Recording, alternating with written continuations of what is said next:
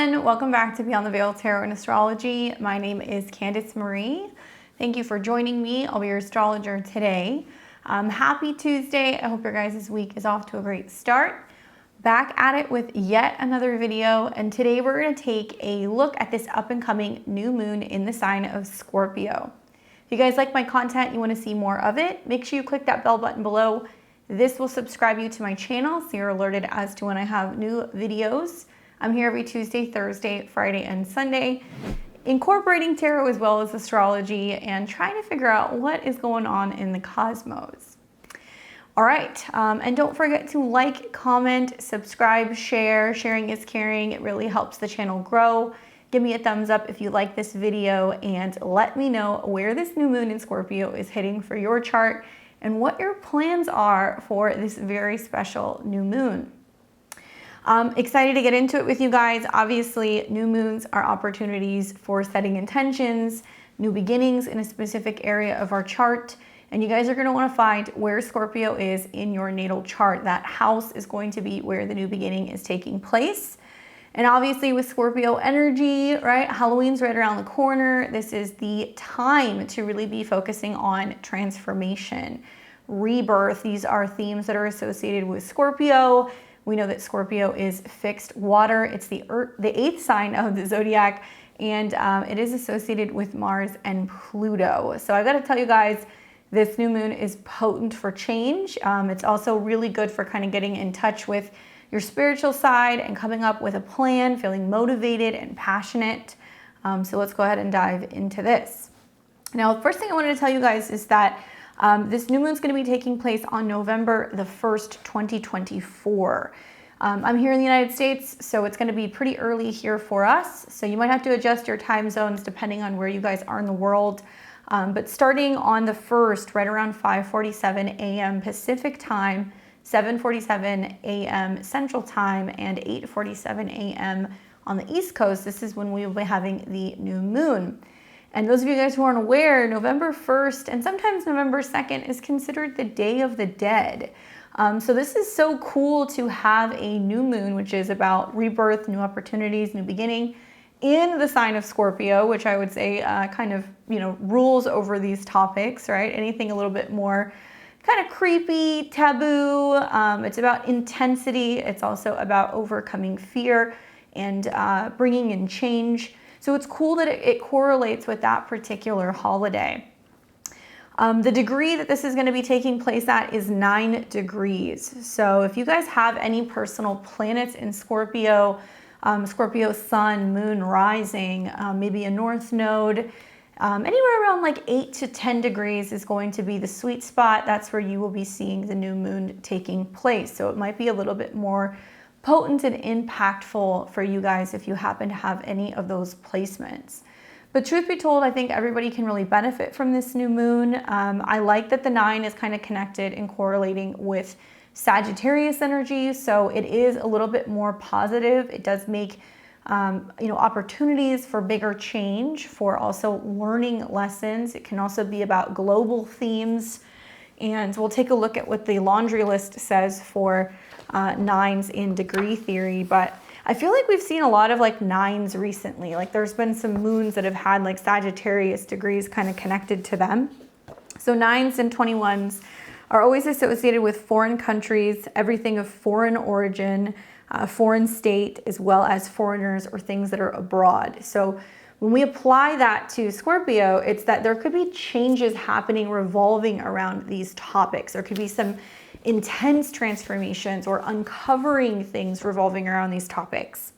It's also connected to highways, boulevards, everything that's larger in size, horses, tennis, long legs, hips, fashion, as well as fashion models, publishing, books or journals, film, art, cinema, religion, priests or religious people, colonels, generals, voyages, higher education like universities or university students, even professors, as well as wholesale import, export, and anything revolving around borders.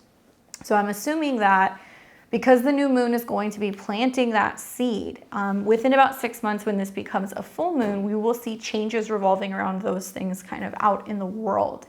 If you stay tuned, I'll take a look at this new moon and how it becomes a full moon in about 6 months' time in the spring of 2025 when it goes into Scorpio. We know that we have a new moon basically every 28 days. So this is the start of a new lunar cycle. And you may see lots of changes in the immediate next 2 to 4 weeks if you're setting intentions during this lunation. But within 6 months, this will develop into what will be a full moon. And then you will see the totality, essentially, of the change in that particular area of your chart. Now, the Sabian symbol that's associated with this would actually be for 10 degrees of Scorpio. And that Sabian symbol is a fellowship supper, reuniting old friends. And as I was looking at this degree, I was kind of laughing because I think I told you guys last week I was out of town for the weekend. I went back to California to go and visit for a friend's wedding. And while I was there, it was kind of like this impromptu, really want to see some of my friends, sit down, have lunch, connect with them, haven't seen them forever. And when Mercury was at this degree was when that happened. So I can vouch and tell you that this Sabian symbol is actually pretty spot on. So Scorpio 10, a fellowship supper. The keyword is fraternity. The theme is mutual support. The symbol speaks to friendship and coming together of individuals in mutual support and appreciation. The image of a fellowship dinner dramatizes the ancient ritual of communion or the tradition of breaking bread together that symbolizes unity and oneness and a common bond or purpose. The emphasis here is on a sense of community and companionship at the most basic level. At its highest, it represents dedication, personal skills, and talents to the achievement of the group objective. Watch for clan consciousness or refusal to act independently and failure to rise above the most primitive levels of functioning. The accent is on intimate gatherings with close friends, activities centered around reinforcing bonds with those who share mutual hopes and dreams. Your greatest advantage lies in nurturing and renewing relationships with those who mean the most to you. Guard against becoming too group dependent, or constantly seeking approval from others before you do anything. Avoid nurturing mediocrity by insisting that everyone conform to a common group standard. Encourage independent thinking. Stepping stones is community, human services, brotherhood, fraternity, camaraderie, companionship, friendship, association, togetherness, mutual support, communion, and common bond. Kind of cool, right? You think of coming together and being able to, even if you come from different backgrounds or interests or what have you, sitting down and being able to kind of find some common ground with other people over a meal and being able to kind of bond in doing that. Like I said, the Sabian symbol for me was pretty much right on with that. I do feel the communal bonding that you see when you're having a meal with other people, the act of coming together and eating together. This has always been seen as a fundamental way that humans bond. So this new moon can be kind of suggesting that we're trying to kind of get back to basics with some of our community, our connections, our relationships, and we're trying to set intentions revolving around unity, even if that's scary, even if that means that we have differences, and maybe learning to put our differences aside and kind of treating each other like human beings and trying to focus on nurturing relationship, fostering unity, as well as understanding, especially if we come from different backgrounds. I do think the image or the theme of a reunion and the nostalgia that kind of comes from sitting with people you haven't seen for a while, it's really highlighting the value of past relationships and emotional depth that comes from revisiting the connections that we have with other people. So this can mean, people from past phases of life or revisiting aspects of yourself that maybe have been neglected is going to be a theme during this particular new moon. But it also gives us the opportunity for healing and reconciliation. Scorpio is a sign that's about transmuting pain and fear, being able to heal, right? It's also kind of seen as the alchemist. So there's this underlining theme with the Sabian symbol that's about healing old wounds and mending broken relationships. And the act of eating together, especially in a ceremonial or ritualistic way, can symbolize reconciliation and forgiveness for any past issues. So this can be a new moon that's great for kind of healing some of those broken bonds and, being able to, see it as water under the bridge and coming together again and starting anew. So it's perfect for that. And I think it's good considering Scorpio is a sign that definitely is known for holding its grudges. And we're going to see that there is a lot of Martian and Plutonian energy in this new moon, but a lot of the aspects that are actually being made both to Saturn as well as Neptune allow us to release something, to be more compassionate, to be kinder, to be more sympathetic with other people, and to learn how to let go. So there's a lot of healing opportunity that's going to kind of come with this new moon.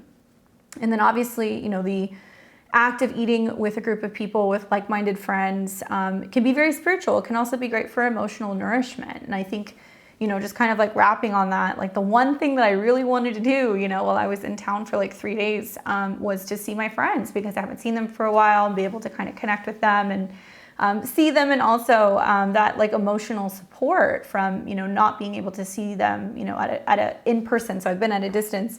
And then that connection and being like, okay, cool, like we're all still very much connected, was really amazing. So there was like some physical sustenance that kind of came from that as well. So I see this symbol, representing a gathering that feeds the soul. It's not always just so much about the food. It's feeding the soul, or it's feeding the spirit, and providing emotional and spiritual nourishment for everybody who's involved. Now, some examples for you guys, like in your personal life, it could mean that you're just setting intentions to be more active, kind of connecting with some of the most important people with your life. Or maybe wherever the new moon is in your chart, you're setting intentions to connect with a group of people and bring people together and be able to have experiences. That's probably the easiest one to kind of explain. But in a professional setting, it can be more like a company retreat, maybe even like a team building dinner can be a really good idea, where you're bringing together, employees and, management, or even past colleagues or team members, and everybody's kind of reconnecting and having a reunion. And it could possibly lead to like new future projects or revived collaborations, and really emphasizing the importance of team cohesion and shared history. Because a lot of this is also about kind of learning from the past and like focusing on where we're going and what's going to be new. Within your community, I kind of see this like similar to like Thanksgiving dinner. So those of you guys who celebrate that here in the States, you guys know that, we come together with our friends and family, we have a meal, we're thankful for, what we have, and we're able to spend a little bit of time just kind of reconnecting and giving thanks for what we have in our life. And so I could see this really similarly in a community sense, where the act of sharing food and bringing together diverse groups of people, this really fosters the sense of like belonging and shared identity with others. So you can kind of implement that over the next couple of weeks or months with this new moon. And on a more kind of like spiritual or psychological intention setting level, I could see this being a new moon that's very introspective. And the symbol really represents moments in our life where, we're engaging in activities like retreat or therapy, alone time, to help reconnect with our inner self. And that can also mean our past self and healing, so that way we can feel whole again. So apply that however you guys would like, depending on your chart and where it is. Obviously, like I said, Scorpio being a fixed water sign, it's a very emotional sign. It is connected to the symbol of the scorpion, and in some traditions, the phoenix and the eagle. So there are several different kind of versions of Scorpio, depending on, which level you're at in terms of your development. And the sign is ruled by Pluto as well as Mars. And both of these particular planets really kind of connect to that energy of intensity, depth, and transformation that Scorpio possesses. Scorpio is all about what's hidden beneath the surface. So think passion, power, as well as profound emotional connections. They're really known for their magnetic kind of presence and their laser-focused determination. These are some of the qualities that I admire about Scorpio placements. They're very much about transformative energy, and that's why it's connected to the phoenix, because it's all about rising from the ashes. Now, a new moon in Scorpio happens once a year. We always see this when the sun and the moon come together in this particular sign. So when we have a new moon in Scorpio, it's a time of regeneration. It's really about shedding all of these old layers and versions of ourselves, all of our old skin, confronting our deepest fears, and also exploring the mysteries of life, death, and rebirth. So this lunar event is inviting us really to kind of delve deep into our subconscious. And this is going to be encouraging us to heal past traumas, set intentions that require deep internal change, emotional change, right? Confronting some of the shadow monsters. And it's a really good time for shadow work. This is all about embracing the dark side, not with fear, but with understanding, patience, as well as a little bit of love. Now, I think to ritualize this new moon, just a couple ideas that I had. For me, I have a ton of planets in Scorpio. I like Scorpio new moons. I feel like this is a really good time to figure out what the problem is, to pinpoint it, and then find a way to kind of ritualize clearing out the past to set new intentions. So you guys could actually even on the 31st of October, the 1st of November, you guys can set intentions for things you want to get rid of, for things you want to stop doing, for things you no longer want to hold on to. That could be fears, bad habits, trauma. And you could set the intentions with the new moon for what you're hoping to achieve, what you're hoping to, bring into your life. But in order to do this, we have to make peace with the past. So I recommend meditating on that. Look at which house the new moon is going to be taking place in, and then figure out what needs to change in that area of your life. Take a few moments to kind of sit in silence, focusing on your breath. I like to visualize a scorpion. I know that sounds like so silly, but doing that I think is about acknowledging kind of like this transformative and also fierce survival instinct that kind of comes from scorpions.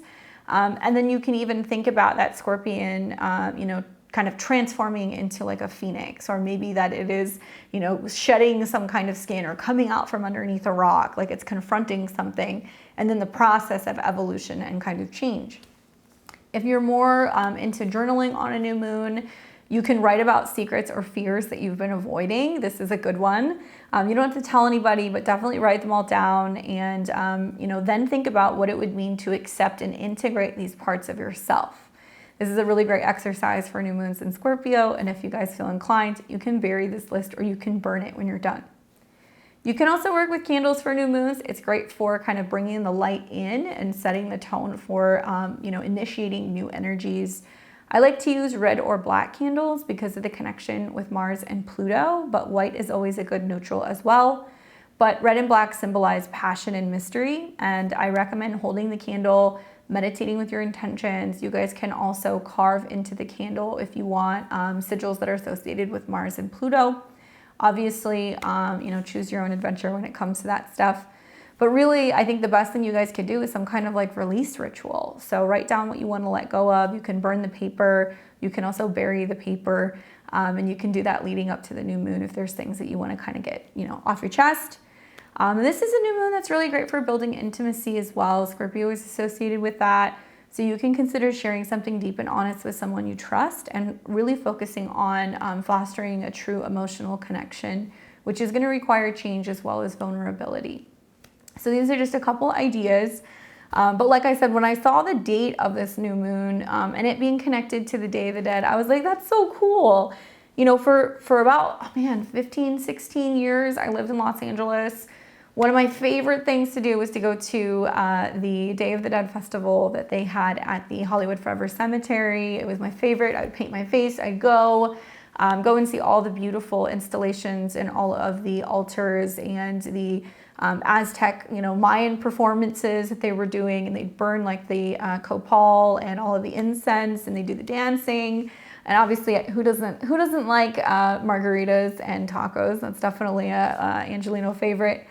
But I think that this is really cool, like to combine the intentions revolving around a new moon in Scorpio, as well as this really amazing holiday that's about connecting not only with our shadow self. I think it's more about kind of connecting with our ancestors. It's really about honoring the dead. These two things I think are really, really powerful. The veil is really thin at this time of the year, this kind of like mid-October into November. There is a lot of connection to the other side, and I think it's a wonderful time to actually really set some intentions and even do some ancestral work. Now, depending on your beliefs, you can celebrate the Day of the Dead on the 1st or the 2nd of November. That's traditional.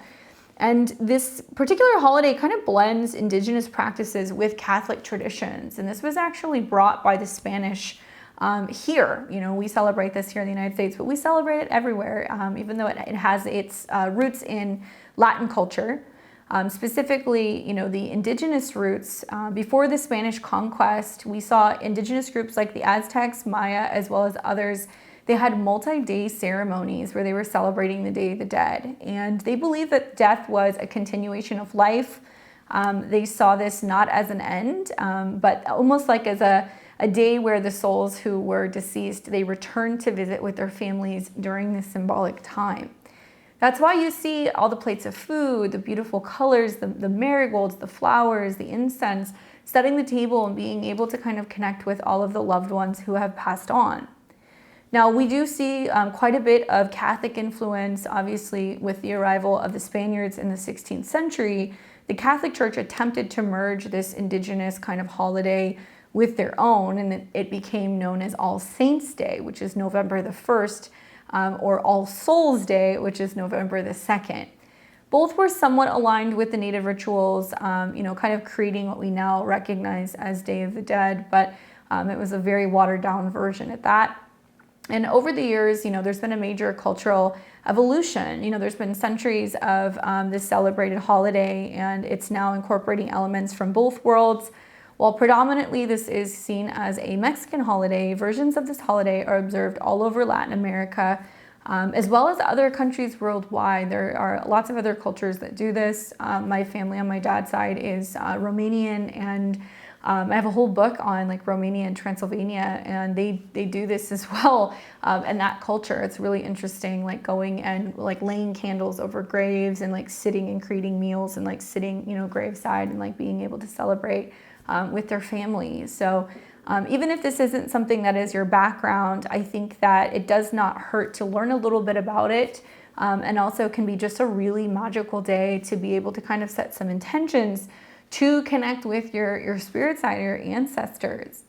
Now, traditionally, for the celebration, what we see is, the altars that are created by the families. So the families will set up altars in their home. It's usually decorated with pictures of deceased loved ones, marigold flowers, candles, food, and items that their family members who are dearly departed enjoyed in their life. And these are meant to welcome spirits back to a visit. So this is something I've done for the better part of the last 15 years. Every year I do that. I put out my photos of my grandparents. I've got stuff from my deceased doggies and other relatives, and we always put out coffee and M&Ms and like little items and trinkets and things that are kind of connected to the family. Big vases of water, lots of flowers, lots of incense, and we leave it out on our dining room table for them basically all night long. We also like to incorporate food, so we like to put special food out. I know that specifically for this particular celebration, they do create the bread of the dead, and also you can see like the sugar skull like little cookies and like breads that they create. And you can decorate them. You can put like icing and colors and things on them if you want. I really recommend bright colored flowers. Traditionally, you see marigolds, and the vivid color and scent was believed to guide spirits from the afterlife to the altar. So that's why you see this all over the Day of the Dead altars and stuff, because it's supposed to be something that kind of lures them in. And we also see traditionally lots of these skeleton figures, especially it's the La Catrina, which is considered like the icon connected with this holiday. And it represents kind of like death in more of like a whimsical way, like almost like a Tim Burton-y way. And it emphasizes that death is a part of like natural life. And you see this also kind of connected to some of the parades and stuff if you live in some of like the major cities that celebrate. And you'll also see people going and visiting graves, decorating graves, spending the night there, in vigils, sharing food, music, and stories. So some ways that you guys can potentially celebrate if this is something you would like to do. You can create a small altar if you want. Generally, I keep it in like a living room area. You can spend time with friends and family and share stories and memories of your ancestors to keep their memory alive. Consider offering them some food or drinks. If you're having a meal, put something out for them or put something out for them to drink. And also just crafting. I think crafting and creating things in memory of them or for them. Prayers and rituals, traditional prayers or vigils, you can do that. I like to burn copal and tobacco. That's something I like to put out during Day of the Dead. And yeah, encourage other people to kind of join in, whether that's your friends, your family, or if you want to find a gathering that's going to be taking place locally.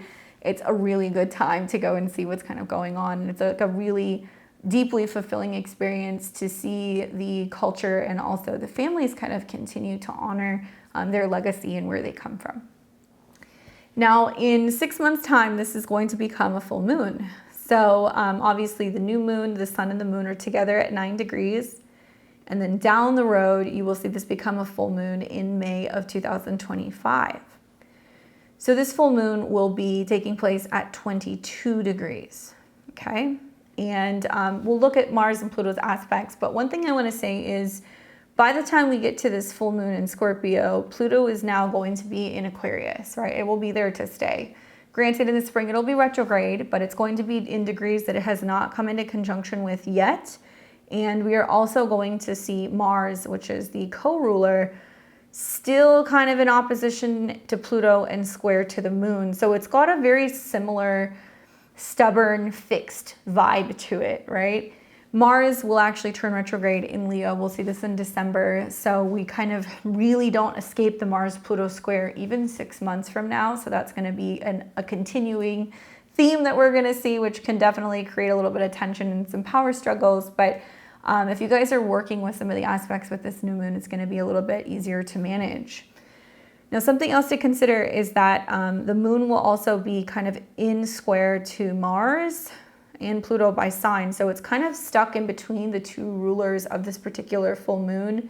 And a full moon is always in an opposition to the sun. And that's a Sun-Uranus day. So this is kind of saying, like, you know, with themes of Scorpio, sex, money, power, you know, change, fear, death, rebirth, it's still very much in the air next year, right? We're still going to see some of the same themes revolving around the action and the power revolving around Mars and Leo things, creativity, children, drama relating to our love lives, you know, things that are kind of connected also to the financial markets. And Scorpio deals with debt, taxes, money owed. I will go as far as saying that, you know, it's interesting to me that it's like, you know, taxes are always due right around the time that we're coming into like a full moon in Scorpio, that kind of, you know, April going into May period.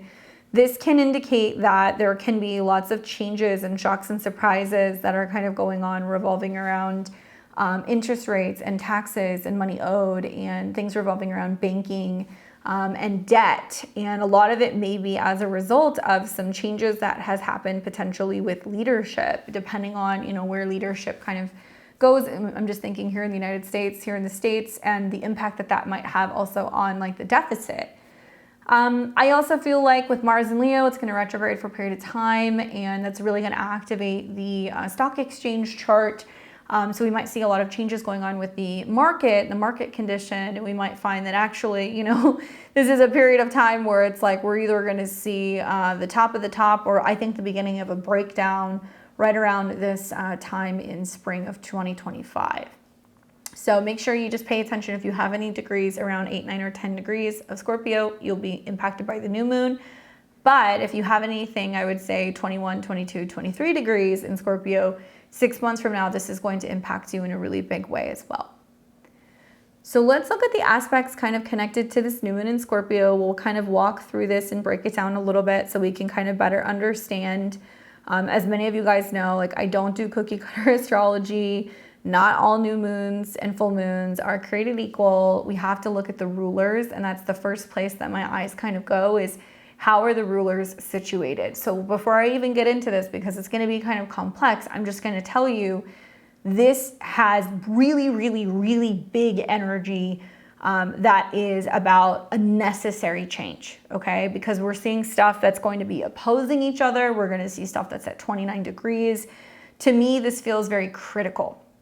29 degrees is always kind of that energetic, you know, I always say like shit or get off the pot degree. It's like you either, you know, do it now, or, you know, you lose your opportunity, or do or die. 29 is extreme. It is the highest degree correlated to each individual particular sign. So if you follow traditional rulership, you would be looking at Mars, right, for a new moon in Scorpio. Mars in Cancer, months of this, I almost said years, months of this, and it's the final moments of Mars being in Cancer before it retrogrades in December. Well, Mars in Cancer has definitely brought themes revolving around, emotional hostility, home damage, issues revolving around homeland security, I think is going to be coming up. Themes revolving around conflict, potentially Mars is a planet of war. But it's in a sign that is associated with the moon. It's feminine. So it's more about our emotional reactions. It's more about protection of home and family and your country of origin, that is Cancer. So off the bat, the strongest aspect that Mars is making is an opposition to Pluto. And so with Pluto at 29 degrees, it's the last couple of weeks until the 19th, and then Pluto will fully move into Aquarius. This is a very, very critical and almost like dangerous aspect. The positive is like, if you can use this energy so the energy doesn't use you, you can make magic happen. That's the good news, right? And that's why you really want to know how to kind of like delineate the chart and look at it and understand, okay, if I'm completely unconscious of what's going on, this is what could happen. And like, yes, it could feel like it's a new moon that's an all-out brawl, or you're forced to take some kind of action that you don't want to do it, or you do it because you're scared and you're repeating old patterns or traumas and you're reacting out of fear. We don't want to do that. But if you're conscious and aware that that's in the skies, and you're aware of also some of the aspects that can soften this, like the trines to Neptune or the sextiles to Neptune, even the trines to Saturn, right? We can actually create change. We can do something better with this energy. I always laugh when I talk about Scorpio energy because it really is like a scorpion. I'm originally from Arizona, and I always tell people that you don't generally just find scorpions places, right? If you're out like hiking or whatever, like you sometimes quite literally have to pick up a rock to find one, or maybe you're in your garage and, you're shaking out your boots or something, and then you find one hiding. Like, they're not just out roaming around, like pissed off trying to attack people. But when they do get found or when they do get disturbed, they throw their tail up, right? They do that to give you a warning. It's like, hey, like, don't mess with me, with scorpions, the smaller, generally, the more dangerous they are. So watch out for the little ones, watch out for the clear ones. But this is a new moon that I think that all of our stingers are going to come up a little bit. I think we're going to feel a little on edge. I think there is a sense of some people who are feeling like they need to be better protected, or that they need to be more so aware. There is an opportunity with this new moon to really set your intentions to align with your gut and your intuition, your emotions, but not be reacting emotionally. Be listening to what your emotions are telling you, and recognizing and kind of seeing them as a gauge for, oh, something's coming up. I'm kind of feeling like there's a disturbance, there's a disturbance in the force. And allow yourself to kind of be more in tune with that energy, so that way you can make decisions and, you can feel a little bit more so like you can trust your gut. The other thing that I think about is that, with Mars in opposition to Pluto, Pluto has his thumb on Mars, and he's kind of trying to stomp him out and trying to keep him from being able to react or from being able to fight or defend himself. Mars is like a sword or a gun or, anything that's going to be hot or dangerous, basically. So it's trying to keep him from taking some kind of action. And Mars is slowing down now because Mars is in shadow. So in about a month's time, Mars is going to start going retrograde. So this means that in the shadow, we can start seeing the impact and the effects of what will actually get worked out pretty much from December through, will eventually be March of 2025. So be mindful that the energy is out there that's like, I've been bullied, right? I've been scared. I've been threatened. I feel like I have been put in a position where, I have to fight. Or maybe there's this feeling of being tired, right? Mars in Cancer, it's a water sign. And Mars is also aspecting Neptune at the same time. So it can mean that we're getting tired of feeling like we're fighting our way through things. Or it can mean that also, we are starting to kind of realize and recognize what's worth fighting for, why we must change, what's worth, having some kind of renewal, so that way we can kind of plant a seed and we can move forward. There is a darker side to the Mars trine-Neptune, though. There is, on one hand, Mars can be about our passion, our dedication, our devotion. It can be our conquest and what we're hoping to achieve. And Neptune can be very sensitive. It can be very spiritual. It can be very magical, and we can feel very inspired. But remember that trine energies are kind of the energy of Jupiter, so it becomes free-flowing. So the same way that we can be more on track with our emotions, more kind of divinely, guided, feeling like we're in tune with the flow of the cosmos, and, we're taking actions both emotionally and literally that we need to keep there for being some kind of crisis, Pluto.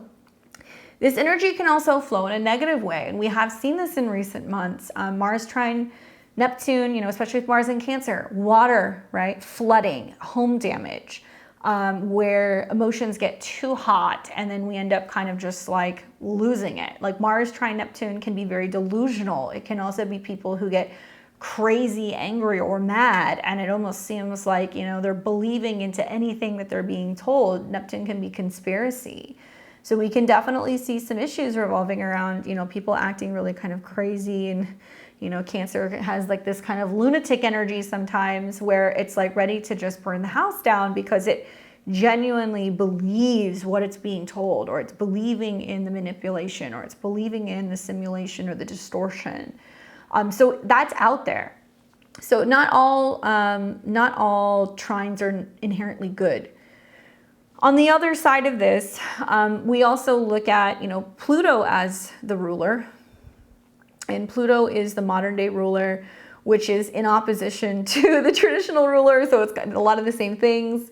Pluto is also in a sextile to Neptune. And I have observed over the last couple of years that there is this sense of, because there can almost be this feeling of something having so much power and control over us, that it almost like leaves us sleepwalking, right, sextile to Neptune, into just accepting things, or just assuming that, it is the way that it is and that it cannot be changed. And, Neptune is about, feeling like a martyr or feeling like a victim. And it's just like, well, what can I do? I'm just one person. So it's not always the most positive aspect. I do feel like the silver lining here is probably the fact that even in spite of a 29-degree opposition, which in itself is bananas, we have a grand water trine. Okay, so we've got Mars, the traditional ruler, trining Mercury in Scorpio, trining Neptune.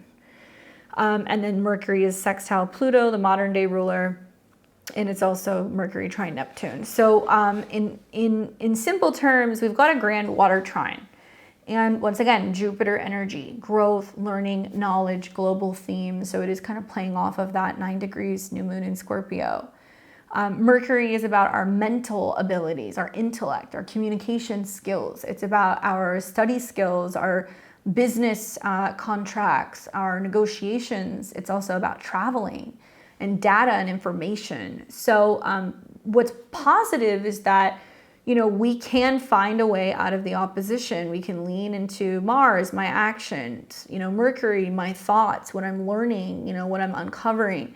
Trying to Neptune, we can actually take action once we are practicing some critical thinking skills. We're not just assuming that we know everything, or we're leaning into, okay, how does it feel? How is this resonating with me before we make moves? The other side of me is also saying that this is going to be prepped and primed for basically 6 months of, I think it's going to be a lot of disclosure.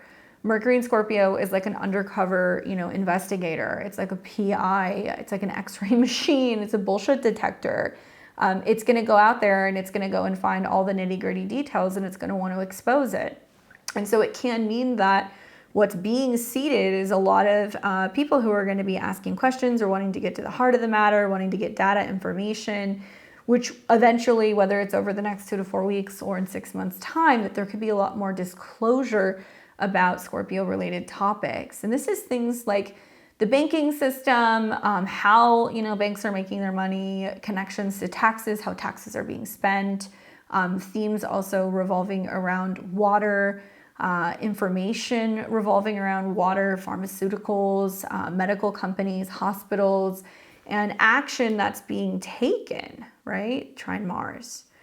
So I'm curious to see how that manifests. Just know that with Mars and Pluto in opposition, it's going to feel like we're kind of a frog that's in a boiling pot, and maybe things are getting tense now, but we're actually really going to see the intensity kind of creep up over the next 6 months.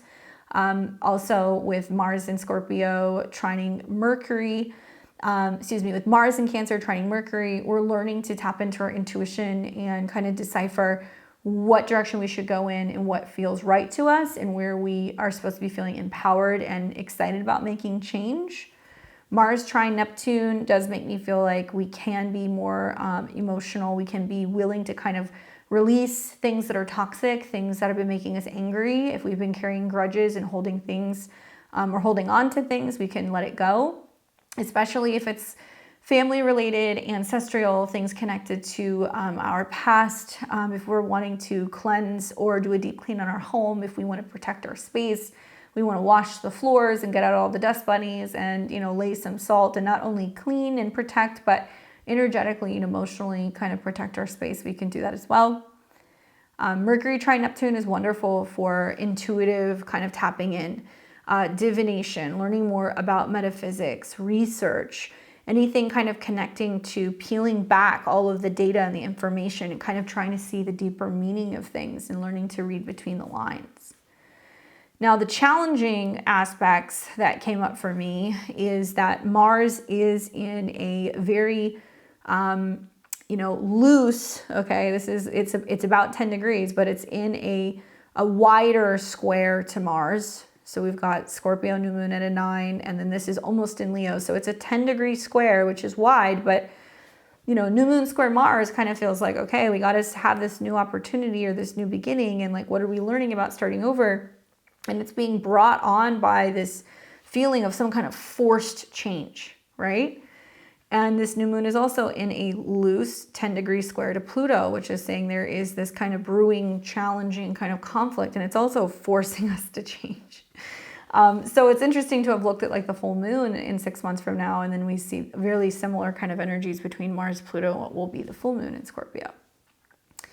By the same token, if this is in a loose square to the sun and the moon, it's also in about a 7-degree orb trine to the North Node. Now you really got to train your eyes. So this is the North Node in Aries at a 6, which is in a fire element. So it is about independence, feeling confident, being brave, defending yourself, forging your own path, very entrepreneurial, and sometimes even just like flat out combative. Mars trine the North Node, especially when Mars rules the North Node, I will say that is the positive side of this. And even for the next couple of weeks, actually, Mars trining the North Node is going to help us all, especially in Leo, get creative with how we're expressing ourselves and become bold and also become prideful in a good way. We're learning to teach also like younger people, Leo is children, about pride and about honor, and we're teaching them also how to be leaders. And it's taking a lot of people on an individual level to inspire other people how to do that, to inspire younger generations how to do that. And the Mars retrograde is going to bring up a whole new crop of potential changes with leadership going into the beginning of 2025. And I think this will be a global theme. I don't think it's going to be limited to one particular place. So that does kind of inspire us. It makes us feel a little bit more pep in our step maybe when it comes to making change. We will also see the new moon in conjunct, right, the North Node. So look at how many aspects there are to the North Node. New moon in Scorpio quincunx the North Node. So the North Node Mars trine is like, let's get creative with where we're going. We got to be bold. We have to really step into our own kind of personal power and our confidence. Scorpio and Aries, they're both ruled by Mars, but they quincunx each other. So they have nothing in common. And so when you think about like Aries rising, Aries first house, like Scorpio in the 8th is, the emotional transformation. It's the feminine side of Mars. It is about passion and sexuality and magic, but also shadow and things that we are afraid to kind of touch. Scorpio is like boiling water. So with the new moon quincunx, the North Node, it's saying like, well, there are some changes coming. We may not always see them. It may not be as visible for everybody, the change that's kind of on the horizon. And, crisis can definitely be a catalyst for change. I think that's definitely a theme when I see quincunx from Scorpio to Aries. Now, like I said, lots of aspects involving Pluto as well as Mars. We've got the Mercury trine Mars, where we're feeling kind of intuitively driven. Maybe we're feeling a little bit more tapped in. And then Mercury sextile Pluto. So it is able to kind of touch on the deeper undercurrents revolving around, big power change that's going on in our world as well as in our own lives. This new moon makes a beautiful trine to Saturn in Pisces. Saturn is retrograde, but not for long. And it's about a 3-degree trine. So when we have the sun and the moon come together and we're setting intentions revolving around new beginnings, that trine to Saturn is basically Saturn saying, like, I will create the space for that. I will help create the structure for that. I will help you build the wall, the container, the fence, I will emotionally kind of keep you grounded. And it can be through meditation. It can be through music, arts, cinema, anything that is more kind of Pisces related. So it creates some kind of stability or some kind of form for some of the new intentions or themes that you're trying to set intentions for. So it could be good for vision boarding, collages. It can also be good for journeying. Scorpio does deal with like toxins and things. So I could definitely see some people who are doing like some shamanic work, some ancestral work, some work on the astral plane.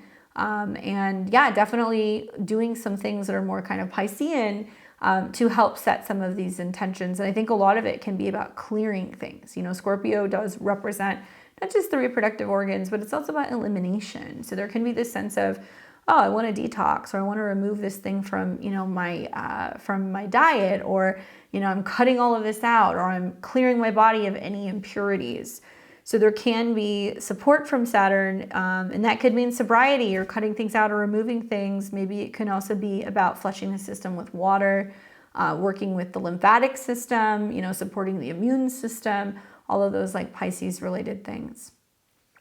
Where intuition and emotion and like the spiritual body is showing us where we have some bad habits and things that we need to get rid of, right? And so it may not be so visible. There's a lot of invisible things when you're dealing with Pisces as well as Neptune. And there's a lot of trines that's happening to those particular places. And it's a lot of water. So I'm thinking like water events the next 6 months. And this could be impacts to coastlines, coastal cities, some kind of military mobilization that's taking place that's associated with water or the Navy or submarines, lots of water movement. I think Mars can definitely be about like wanting to be the first and wanting to take something over or wanting to kind of like monopolize on something. And with Mars in Cancer, it's going to be, specific countries that might be duking it out and fighting it out for power.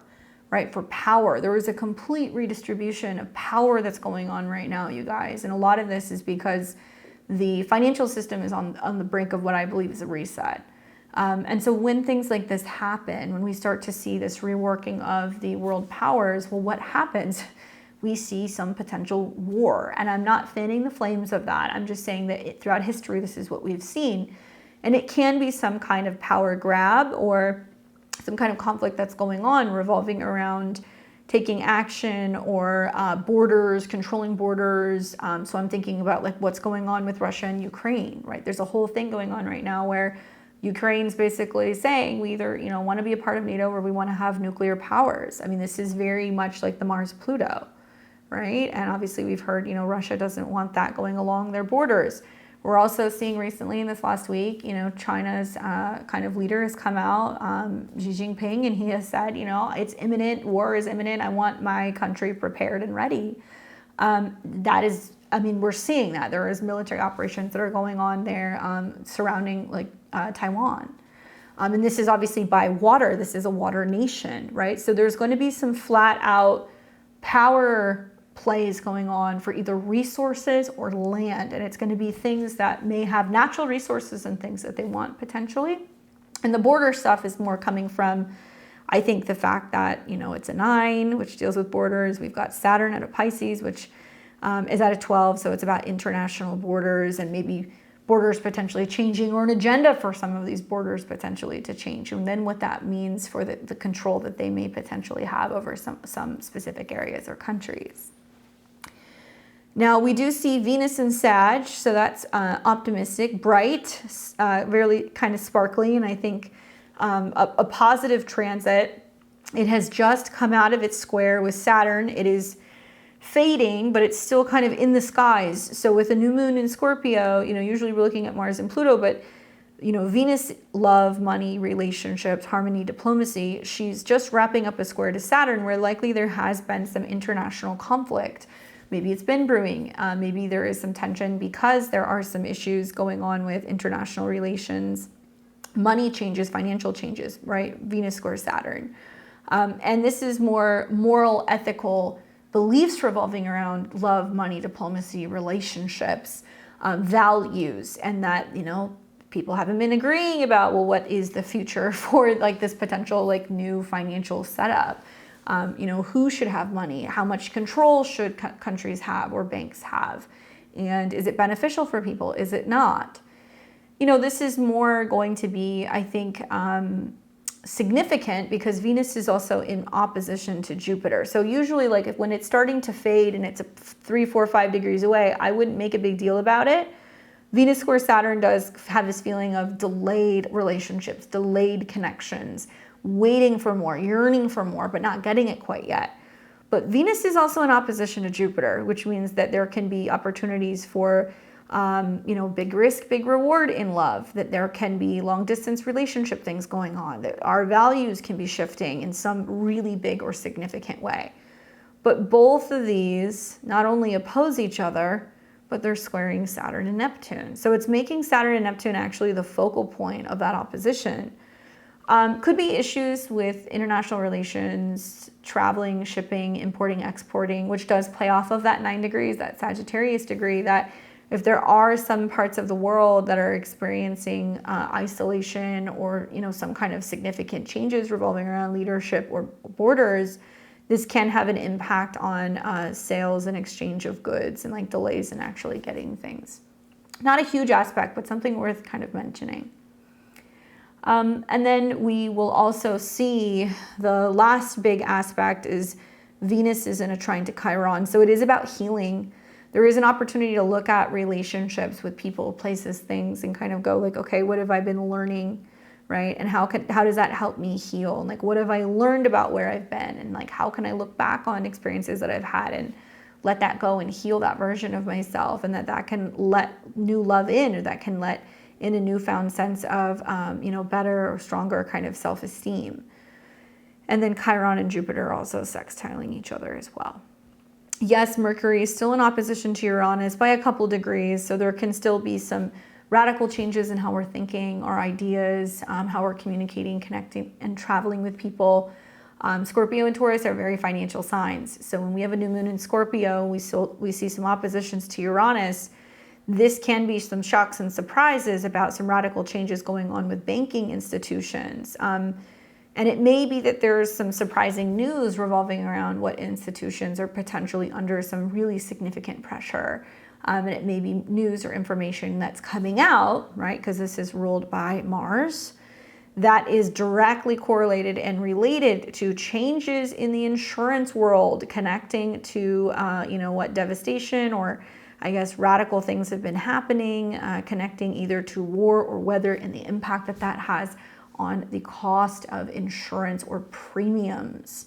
As much as I hate to say this, I think Mars trine Neptune is very much materialized as in some parts of the world, complete destruction of people's homes. And a lot of that's been connected to water, flooding, right? I told you guys, as soon as we started seeing the eclipses in Pisces, we were going to see a lot of that going on.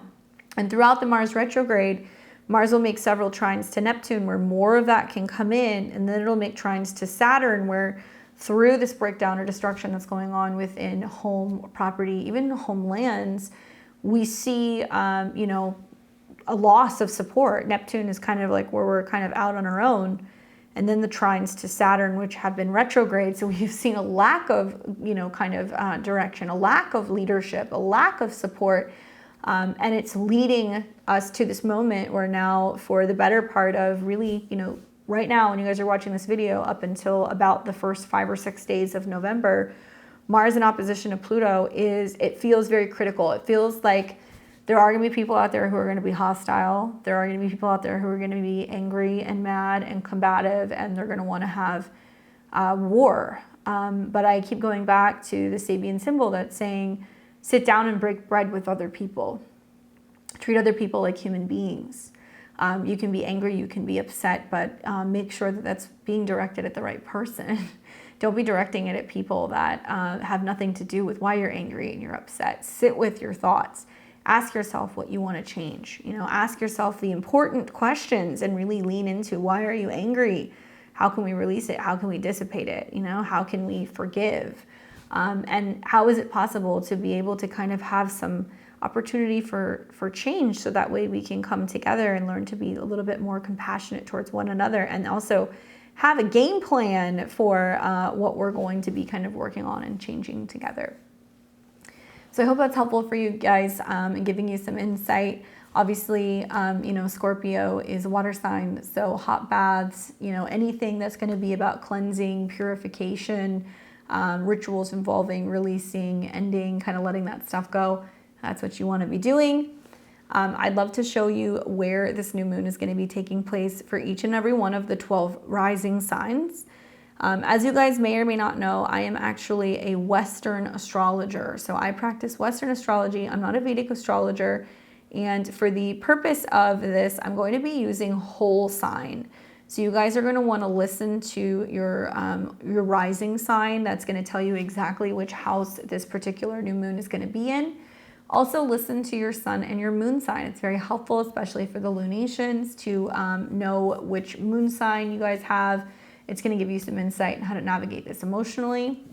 If you use Placidus, then I recommend looking at where 9 degrees of Scorpio is in your chart. You may have to look at more than one rising sign to kind of get your recommendation. And once again, 8, 9, 10 degrees of Scorpio, sun, moon, rising, or personal planets, you guys are going to be feeling this the most. All right. So obviously this is the 31st, but it will be on November 1st. November 1st is when we are going to be having the new moon. So I'm going to start first with Aries and Aries rising. What's up, Aries? You guys are going to be doing this new moon in Scorpio in your natal 8th house. All right, right here. So for you guys, the insight that I have for you is that, this is Scorpio's natural house. So you're kind of playing with home field advantage here. This is emphasizing transformation, shared resources, as well as intimacy. For some of you guys, there can be themes coming up revolving around inheritance, taxes, or deep psychological trauma. I recommend focusing on financial planning at this time, estate issues, or deep psychological work like shadow integration. That can be very helpful. And I'm predicting financial gains through joint ventures over the next 2 to 4 weeks, and as long as maybe about 6 months. There's also an opportunity for profound psychological shifts, and perhaps this could happen through therapy or other transformative experiences. Keep in mind that Mars is ruling this, and it's also your chart ruler, and it's opposite Pluto. So it does look like there is some tension revolving around work and home, or home and family responsibility versus who you are out in the world. So if there's going to be a change at home or with the family or even with your job, you're definitely looking at joint resources or your investments or your savings a little bit more critically in how to kind of navigate some of this stuff. Okay? Good luck. All right, so we've got Taurus and Taurus rising. Taurus, you'll be experiencing a new moon in Scorpio in your natal 7th house. All right, so for you guys, the 7th house is your opposite sign. This is all about relationships, partnerships, and whether this is business or romantic, it is likely that you're planting new seeds revolving around relationships, and there can be some intensity involved with the 7th house. So it could bring up a deep, feeling of needing to resolve issues. And this could be with a business partner, a romantic partner. It could also mean that you're wanting more depth in relationships. You're wanting to get out there and meet somebody, or you're wanting to have a little bit more closeness with another person. Now, I recommend for those of you guys who are wanting to go deeper in an existing relationship, spend good quality time together, really focus on intimacy and communication and connection. This can also mean that it's a good time for couples therapy, and maybe this is about like negotiating or redefining your relationship terms and learning how to kind of work together. I do predict that a significant relationship might see a transformation. This could lead to deeper commitment, and if not, there could be some changes in relationships if you guys are not aligned. If you are single, this is a new moon where you can set intentions revolving around wanting to get out there and meet people. Now, the ruler is going to be in your third house, so it does look like there's a lot of action in communicating or traveling with partners, or maybe you're meeting people online, or maybe you're transforming something about your relationship to a neighborhood, a sibling, or maybe just changing the way that you're communicating in general with partners. There is an opposition to Pluto, so it also tells me that there could be some intensity revolving around philosophy and, like debates with people and having conversations with people where you're not always seeing eye to eye. There could also be some challenges revolving around communicating with mentors or teachers, or anything revolving around law or legality. Like you can be feeling the pressure revolving around those things, or even school. There can be some pressure revolving around education or timelines connecting to education or publishing. Good luck, Taurus. All right, we've got Gemini and Gemini rising. You guys will be experiencing a new moon in Scorpio in your natal 6th house. So for you, Gemini, the 6th house is all about your health and your daily routines. You may feel like with a new moon here, you need a complete overhaul. And it can be really placing like a lot of focus on healing or dealing with hidden health issues. If you want to get back to the gym, if you want to look for a new job, if you are wanting to get some diagnostic work done health-wise, if you're wanting to focus more on having like a schedule or productivity, this can be a good time to do that. I really recommend starting a new health regimen, and maybe even perhaps something esoteric like energy healing can be helpful. And it's a good time to review your work environment for stress, kind of organize and tidy that space up. I do predict that there will be a breakthrough or a significant shift in your work routine, and it'll lead to greater efficiency and satisfaction down the road. Now, the ruler here is Mars. It's in your 2nd house. So honestly, with the 2nd house, it does make me feel like you're spending a little bit more money on health and wellness. And that could be like getting a gym membership, buying organic food. Maybe you're investing more in yourself and you're feeling like it's really important for you to do that. And so, you're having to kind of get on track with stuff. It may also feel like you're really motivated to make more money, right, with Mars in the 2nd house. So it's a good time if you're looking to like up your hours at work, or if you're looking for a new job in general. Obviously, Mars is in opposition to Pluto. So there's something going on here revolving around your needs, your spending habits, what you're consuming, versus what you actually have, what is saved, what you owe, things revolving around debt. So there can be a little bit of like a financial kind of tug of war going on, either between you and money that you owe, or between you and another person. So there can be some kind of financial challenges where you're, having some conflict or some resistance with getting something paid. 6th house can also be law or legality. So it can be implying that there is about to be like some kind of mediation or coming together and trying to negotiate some kind of financial agreement. Okay. Good luck. We've got Cancer and Cancer rising. You guys will be experiencing a new moon in the sign of Scorpio in your natal 5th house. So for you, Cancer, obviously Scorpio is a fellow water sign. And I think really everybody benefits from the water trines, but you may really enjoy it because the ruler Mars is going to be in your sign in your 1st house. So with this new moon in the 5th house, this is putting a real emphasis on your romantic relationships. Creative projects could definitely, be a focus. This is where you're setting intentions where you're like, I want more fun. I want more creativity. I want to spend more time dating. I want to start my own business. I want, to spend time with my children, or I want to focus on children. That's all the 5th house. I recommend exploring things that you love, engaging in, art projects or hobbies that are very transformative. For some of you guys, you might be considering therapy for working on healing your inner child. I'm also predicting that a new romance might start. So for those of you guys who are single, it's a good time to get out there and mingle and meet people. If not, if you're in a relationship, there could be a deepening of existing romantic relationships, more time spent with your children or on creative projects. You know, they're going to feel a little bit more profound. And like I said, Mars is the ruler. So you've got Mars in your first house where you're feeling incentivized to go, oh, I want more of these fifth house things.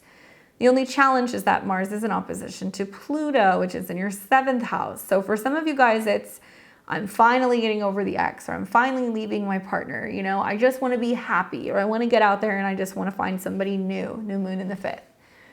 For others, it can be this time where you're really craving more intimacy, more romance, and you're feeling very, very like, after that, Mars in the first house can make you feel like you have a higher sex drive, or that you're more passionate, or that you need more intensity. So Mars in opposition to Pluto can create a little bit of friction with another person, and it can be that you're not aware that you need that, and so you can kind of like stir the pot and rile things up a little bit. I do think this is a good new moon if you're thinking about starting a new hobby or a project. I do think this is also a good new moon if you're trying to get pregnant. But be mindful of, how you're kind of portraying yourself to other people, because there can be the sense of you pushing, and really wanting something very passionately. And you can have a little bit of back and forth with another person, and you're going to have to ask yourself, am I doing this because I'm not having enough fun? Am I doing this because I'm not getting enough attention? Am I doing this because I'm not happy? Those are the kind of questions that I think might potentially kind of come up. And if you're leaning more into like the Mars trine Mercury, I think it can be something that you can be doing that can be a hobby that you can do privately on your own, where you're getting a little bit of space from another person, so it can kind of diffuse some of that intensity if that's something that's kind of going on for you. Okay? Good luck. We've got Leo and Leo rising. You'll be experiencing the new moon that will be taking place in Scorpio in your natal fourth house. All right. So this is a sign that squares you. So sometimes you see a little bit of tension with these particular new moons, but the moon's at home in the fourth house. It likes being home. I feel like this is all about new intentions revolving around your home and your living situation. Family dynamics in your home life can see significant changes throughout this phase. It's also about emotional roots and ancestral patterns and like that coming to light. And Scorpio could mean like family secrets or like emotional patterns and tendencies. You're trying to set new ones. Maybe you are looking to find a new home, sign a lease, buy a home, transform your home in some way.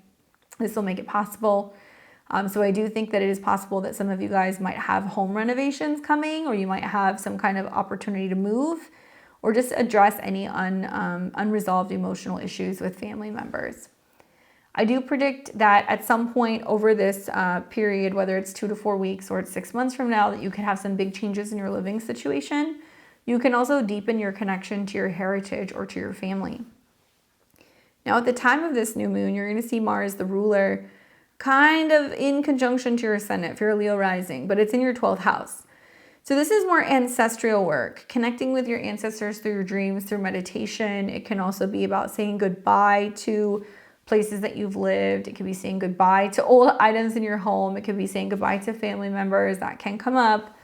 And Mars is going to be making an opposition to Pluto in the 7th. So for me, Mars in the 12th is like, am I hard at work, building a private office? Am I traveling in a foreign land? Am I going back to school? Am I doing some kind of spiritual healing? Am I going on a retreat? Am I like really winding down? Like that might be a theme that you're going through over the next couple of months. Mars in opposition to Pluto says you have to take care of your kind of spiritual, mental, emotional body. And that's going to reflect in your health habits and your routine and your physical health, right? The 6th house. 12th house is hidden enemies. You might recognize and see that there are some emotional patterns and habits that are coming up that's not helping you. You may also see that you're realizing or recognizing that there are some people who may be associated with your home or your family that aren't always really thrilled, or kind of have some of like the best, intentions, I guess I would say, when it comes to like where you're going and what you're doing. And I feel confident in saying that especially once Mars goes into your sign and then Pluto goes into your 7th, you're going to see that like some friends or family or even roommates are not totally supportive of some of the changes that you're wanting to make in your home or in your private life. And like that will start to kind of come to fruition. You'll start to see that out in the world over the next couple of months. For right now though, I think this is about taking care of your mental, emotional, spiritual body. And it can be a good time to like make changes maybe in your sleep habits, your routine, your bedroom, that kind of stuff. And a new moon is a perfect time to kind of move things around in your home base. Good luck.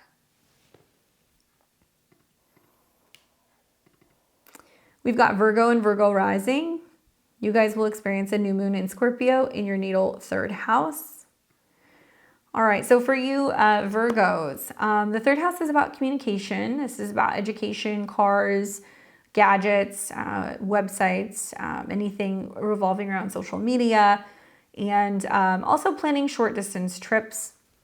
I do think this new moon is about communications becoming a little bit more profound. What you're learning, what you're sharing, what you're thinking, how you're communicating. You might be feeling a little bit more private and secretive with communications. That is possible. And you might be delving deep into topics like psychology or research or anything that's a little bit more mystical or magical with a new moon here. I do recommend engaging in deep conversations. This can be, about psychology or the occult. You might start journaling and writing about your feelings or your thoughts. This is also a good time if you're wanting to launch a new website, take a new course, or you're wanting to purchase a new car that you may consider doing that. And I predict that there may be some short trips that lead to transformative experiences for you, and you might meet someone who changes your perspective pretty deeply. The ruler is Mars, and Mars is going to be trine Mercury, which is your chart ruler. So lots of action with friends, connecting with networks and like-minded people, maybe even a community. And you're also going to see Mars, which will oppose Pluto. So this can mean that there's lots of socializing and like opportunities to get together and be with others, but you may be feeling kind of like you're more fixated and focused on your happiness, your hobbies, your children, and like there will be a retrograde here. So it is possible that you're going to be communicating and telling your friends like something you're learning, where you're traveling, what you're experiencing, and it's something that you're creating. To me, it's more about what you're doing and sharing it with a group of people. 5th house is not just about your happiness, it's your love life for like kind of casual dating. It could be children. It could also be about taking chances and risks. So one thing I would say is like with Mars in opposition to Pluto, financial advice that you're giving friends or that they're giving you, be very wary of. Be careful with that because of Mars's connection to your 8th house.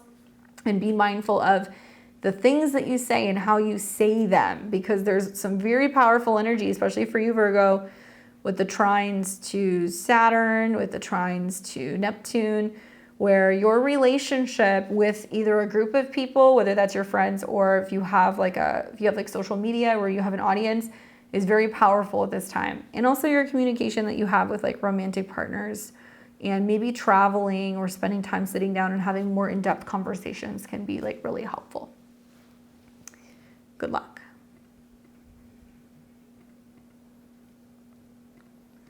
All right, so we have Libra and Libra rising. Libra, you will have a new moon in Scorpio in your natal 2nd house. And the 2nd house is all about your money, resources, your personal possessions. So I believe that this is really a new moon that's about financial matters and your personal values coming into sharp focus. So there may be a need to address deep-seated issues revolving around self-worth. If you want to set intentions revolving around money, resources, and spending habits, it's a good idea. I also feel like this is a good time to review your financial strategies. You might be considering investments in real estate or long-term assets, or reassessing what you truly value. I do predict that there may be a potential shift in income sources or significant investment that can occur after this new moon, leading to a much more stable financial foundation. Now, the new moon is going to be ruled by Mars, which is opposing Pluto. And this tells me that when it comes to your money, and whether this is how you're spending money, how you're making money, what have you, you know, it almost feels like some of you guys might feel like you're drowning in work, or that there is a lot of tension, or there's a lot of pressure revolving around working or having to work or having to maintain work or finding a job. And it's kind of in conflict with Pluto in your fourth, which can be a critical home or family matter, you know, wanting to change something about where you're living and how that's going to come with a home change and a job change, or vice versa. Some of you guys might find a job and move. Some of you guys might decide to quit your job and start working from home, but they're impacting each other. The positive is that, you know, Mars is going to retrograde back into this house. So you'll have time to kind of work this out. The trine to Mercury in your second house helps you get clear, like what kind of money you want to make, how you want to make money. And it's also forming some trines to your sixth house, which is about health and productivity. I do think the positive, because there is some positive here, is that, you know, Venus is opposing Jupiter. So for some Libra risings, the answer is going to be, well, I'm going back to school, or I'm going to start an online business, you know, or I'm going to learn some new kind of skill. The only catch is that you have to make the time for it. So a lot of this is like reassessing, how am I spending money? How do I want to make more? What do I value? What am I worth? You know, what am I willing to kind of invest into to make some of these potential changes possible? So definitely focus on your money manifestation with this new moon, and you'll see some stuff really start to kind of materialize, I think, within like the next 6 months. Good luck. All right, so we see Scorpio and Scorpio rising. This is your new moon for you guys. New moon, new you. So obviously a new moon in the first house is all about you. So this particular new moon really intensifies your personal identity and your appearance. And there's a powerful transformation from within, urging you to embrace your true self more fully. I recommend focusing on self-improvement. You know, some of you guys might decide to start therapy or some kind of personal development course. For others, this is a time of just recognizing that you're ready for like a new and improved you, and it's like a time for shedding old personas. And I do predict that you might undergo a significant change in how you present yourself to the world, possibly even a physical transformation. So like new style, new hair color, new appearance, like those kinds of things can manifest from this new moon. Now the ruler Mars is in Cancer, and you are really benefiting from this grand water trine both ways. The new moon trine Saturn in your fifth, where you're focusing on who you want to be, what intentions you're setting for yourself, especially if it's going to help you create better, share better, feel loved, or feel more solid in your kind of like creative process. And then also with Mars trine Neptune and Mercury. So you're feeling a little bit more, I think, inspired. You're feeling like you're figuring out the bigger purpose of life. You're really eager maybe to travel, to learn, and to feel like you can be a little bit more, creative. Like Mars trine Neptune is about like having fun and like feeling inspired and learning more about culture or travel or like kind of going places. So it's a nice aspect for you. What's tricky is that both of your chart rulers are in opposite to each other. And where there's been something that's kind of gearing up, where Mars in the ninth house has been, well, I want to travel, I want to go to school, I want to complete a course, I want to write a book, I want to start teaching. It's in conflict with Pluto in the third, which means like you're having a hard time wrapping your head around some of these changes. And it could be going back to school, it could be moving, right? It could be, some kind of legal situation as well with the third and the ninth house. My advice is, pay attention to what happens, especially like when Mars starts going into your 10th house, because all my Libra and Scorpio risings, you guys are all going to have some potential kind of change at work. It may mean that, you're setting intentions revolving around what you want to learn and what you believe in. And if it does mean that you're open to a job change or even open to a relocation, for some of you guys, it could be about moving further away. You're kind of, you're opening up to that and kind of saying like, I can change, I can be different. I have the ability to change my mind. Mercury trine Mars, sextile Pluto. And I think that's a big piece of the puzzle, keeping an open mind and not being super rigid about what change has to look like. It's just more opening up to the idea of that, and look for some of these changes or transformations to materialize over the better part of the next 6 months for you. Good luck, Scorpio. Enjoy your moon. All right, we've got Sag and Sag rising. You guys will be experiencing a new moon in Scorpio in your natal 12th house. Obviously, we know that the 12th house is kind of private, kind of reserved, behind the scenes. So this might feel a little bit more introspective for some of you guys. Definitely this new moon is really inviting a deeper spiritual or psychological period for you. This is the season right before we go into Sagittarius season. So this is like the time of the year where you do a review and you're thinking about everything that happened in the last year and like, you know, what you're taking with you into this new solar year and like what you want to leave behind. So there might be a need to retreat a little bit. For some of you guys, it's also recognizing that maybe you're retreating because you don't want to face your fears. And so there's hidden fears and things subconsciously that can be coming up for you. I do recommend engaging in 12th house practices like meditation, dream work, therapy, hypnotherapy, some kind of like, you know, Akashic reading or like talking to an intuitive. That can be really helpful to kind of unpack and better understand some of the stuff that's going on for you with this new moon.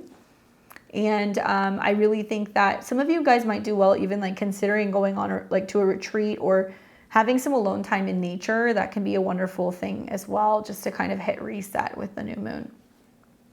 I do predict that there may be some insights from dreams or like a spiritual awakening that might happen for some Sagittarius risings.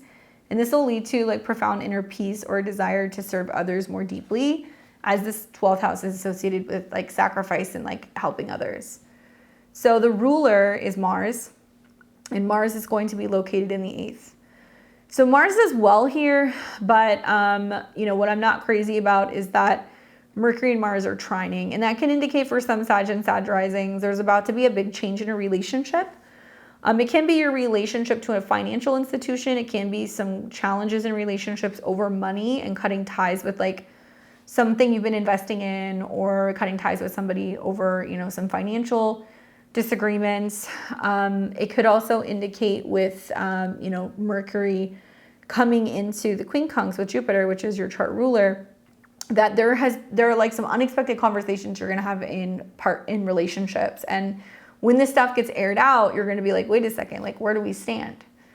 Venus in your first house also is focusing on self-love and kind of like taking care of yourself and protecting yourself. And it's in opposition to Jupiter. So this is considered harmonious for you. Like, even if you feel like you're kind of going through it during this new moon and like it's a couple week period where you're a little bit more private or you're kind of hermity, there's still a lot of love there from other people, from friends, family, partners. Like, I don't see people kind of like shunning you as a result of this new moon. However, Mars is in opposition to Pluto. So it is very financial for you, right? And I think with you and Gemini, you guys have them in the 2nd and the 8th house. So there's something that's kind of coming up revolving around borrowing and lending and spending. Pluto in the 2nd house really wants to wrap up a storyline revolving around, well, you know, I don't feel so good about myself because I don't feel like I have enough. Or, you know, there's power struggles over money and I'm kind of having a crisis because I don't feel like I have control. And Mars is in the 8th house in the sign of Cancer. So it can be money issues revolving around estate, you know, savings. It could be tax related things. It could be support, spousal support, child support. It can also be like things revolving around insurance or tax stuff. I would just say be very careful with borrowing and lending, as Mars will go retrograde back into your 8th house. So if money is owed to you, it can come back to you, but it looks like there's going to be a bit of like a reevaluation of how much control you're going to have over your money and like how much control or influence other people have over you, if that makes sense. And the name of the game is change. Change to money revolving around relationships, as well as joint finances, as well as like home expenses. And so that looks like it's all going to be kind of like under works in some way. All right? Good luck. We've got Capricorn and Capricorn rising. You guys are going to be experiencing a new moon in Scorpio. It'll be in your natal 11th house. And the 11th house is all about friendships and networks and your connection to the collective. This is also about, your goal setting. Like, this is about your dreams as well. So it's a really good new moon to set intentions for like wishes. So I see this as friendships and group affiliations might undergo like a significant shift. You may feel more drawn to like more esoteric or secretive groups, or like groups that are going to be focused on change and transformation. So it could be like self-help groups and stuff as well. Be that in person or online. It could be one of the two.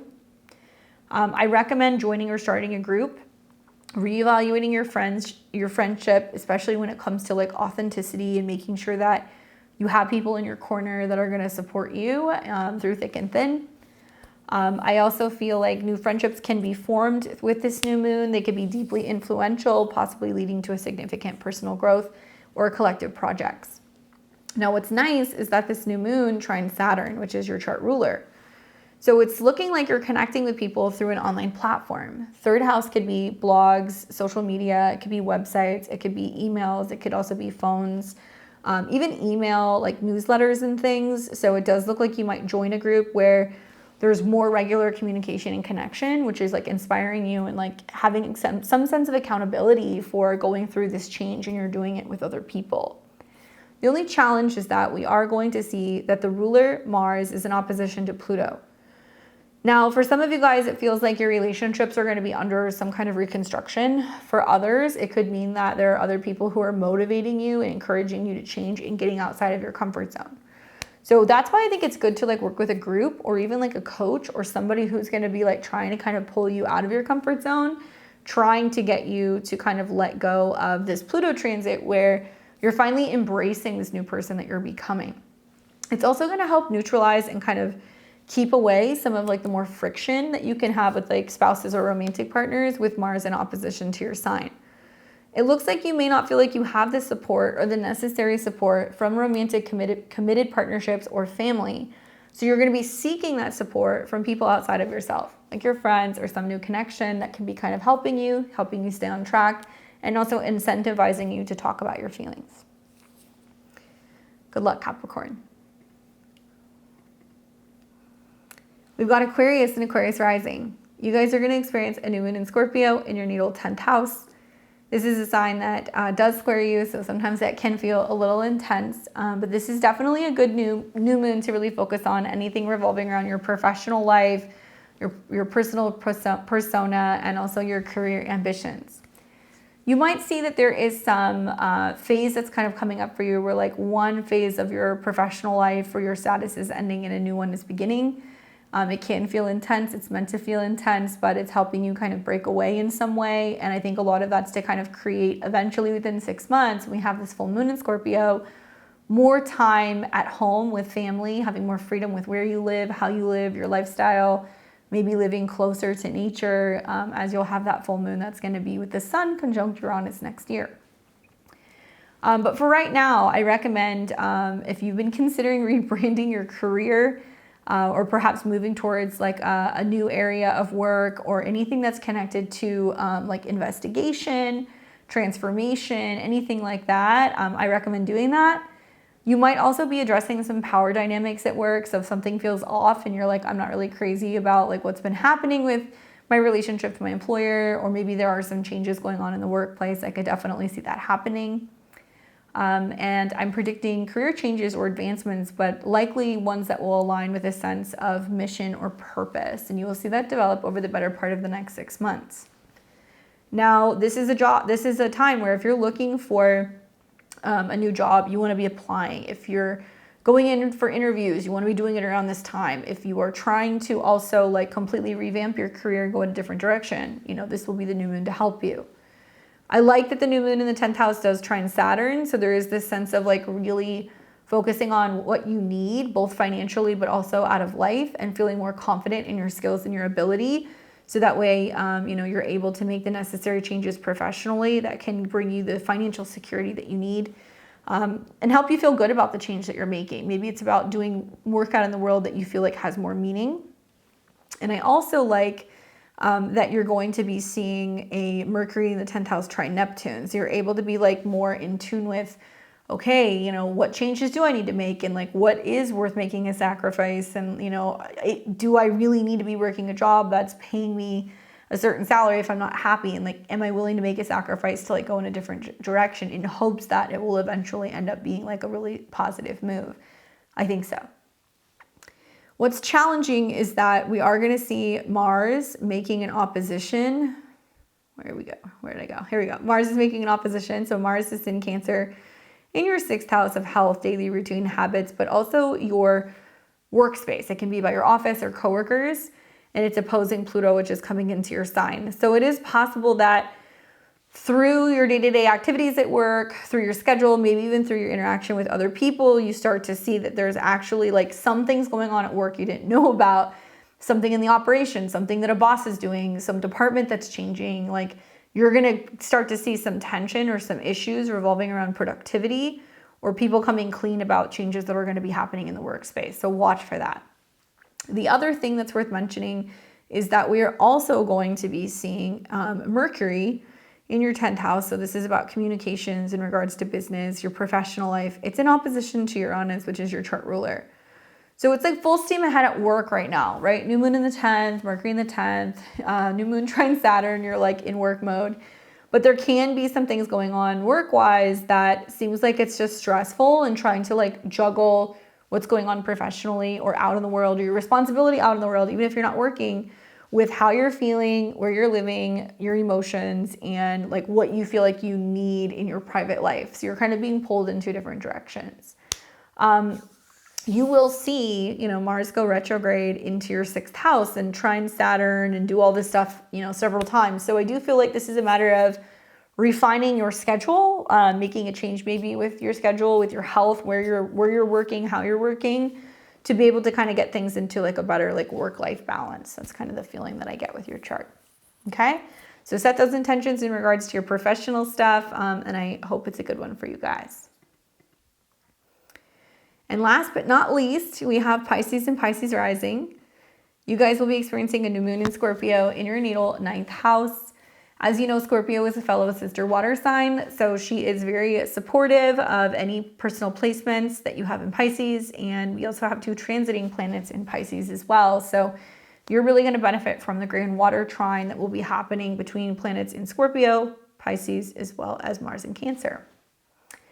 So a new moon in the 9th house is definitely a time where you're setting intentions revolving around your philosophical beliefs, higher education, travel, and all of these themes take on this like much more intense, transformative kind of quality. If you're looking for a teacher or a mentor, if you're wanting to apply for courses or programs, if you're wanting to start learning something new, if you want to plan a trip, these are all things that you want to do right around the time of a new moon. Now, what's interesting about this new moon is that, for the positive, it is trining Saturn in your sign. So a lot of it is like when you're creating new boundaries with other people, when you're showing up for yourself, when you're very committed and devoted to like what your goals are, it can help you align with the right teacher, the right program, the right path. Like there can be this newfound belief and like faith in yourself about change, and you can be embracing change, and it can be very, very positive for you. What's challenging is that the ruler is Mars, and it's in the 5th house of creativity, dating, children, and self-expression, and it's in opposition to Pluto. So the positive is that, and you'll see this throughout the Mars retrograde, you'll have an extended period of time to be like, well, if I want to start my own business, I've got plenty of time to do it. If I want to get back into dating, I have plenty of time to do that. If I want to focus on a new hobby, I can make that my new passion. If I want to focus on having more playtime, being creative, starting a family, having children, you'll have plenty of time to do that. It's all opposing Pluto in the 11th. Which means your way of navigating these topics, of having fun, of raising your kids, of dating, is not going to align with some of the beliefs of other people, okay? Pluto in the 11th. So best thing you can do is like really learn to not take, as much as I hate to say it, like advice from other people. If somebody else is telling you how to raise your kid or how to date or how to be successful in, your own personal business, the best course of action is actually following your own gut and your own intuition with Mars trine Neptune and being like, I'm going to do the things that are going to make me happy. And if that means I want to go and take a dance class, or if I want to take a class on, writing, or if I need to go on a vacation and I need to take a break, whatever, like don't listen to people who might be kind of naysaying some of your processes when it comes to making these things kind of possible. I do recommend traveling to places that challenge your worldview. I think that would be really good for you with the new moon in the 9th house. I also really recommend exploring philosophy and spirituality deeply. Make that a goal with this new moon over the better part of the next 6 months. I predict a life-changing trip or like an encounter with a different culture that might reshape your beliefs fundamentally, or possibly like a new program or a teacher or a mentor that comes in that really shifts the way that you look at life. and encourages you to play more, to express yourself more, and to really focus on having fun and taking chances. So I hope it's a good one for you, Pisces. All right, guys, well, that's all that I have for this up and coming November 1st new moon in Scorpio. As we embrace this new moon in Scorpio, remember that transformation is not always easy, but I think that we can make it happen. It's just going to take a little bit of time. You know, sometimes with a new moon like this, we just have to kind of find our quiet time and our quiet space and really kind of face the shadow issues that have been holding us back in our life. That way we can heal and grow in ways that we never thought were possible. I really hope that this new moon is an invitation to dive deep and transform and for all of us to emerge anew. Thank you guys so much for joining me today. If you found this video insightful, please like, comment, and share. Don't forget to subscribe. Yeah, leave me your comments below. And until next time, I will see all of you guys very soon. Enjoy this new moon in Scorpio. You guys take care.